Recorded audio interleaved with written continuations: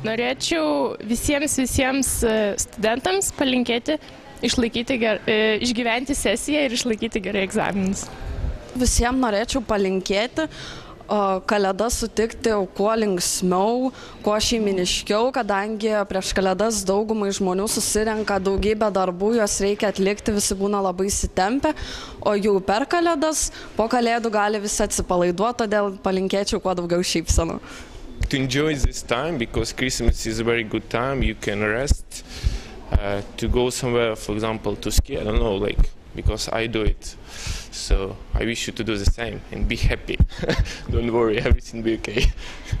Norėčiau palinkėti gražių švenčių ir ypač atsižvelgti galbūt į švenčių prasmę, pasižiūrėti, suprasti, galbūt daugiau pasidomėti ir pasiskaityti, ką labiausiai to šventės reiškia ir kad nebūtų tai tik dovanų dovanojimas ar ten televizoriaus žiūrėjimas, bet kad būtų tradicinės ir gražios lietuviškos šventės.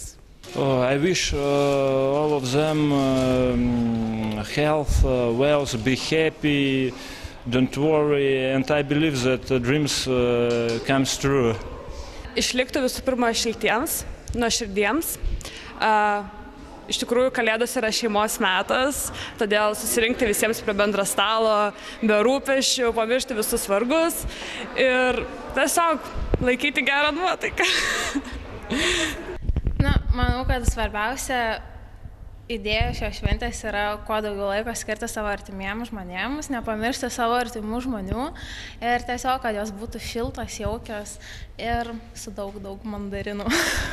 Ir pridėsiu dar, kad visiems būtų ramios šventės, kad visi pasiruoštų artėjantiems egzaminams ir aišku, kad netrūktų šilumos, džiaugsmo ir aišku, baltos mišrainės.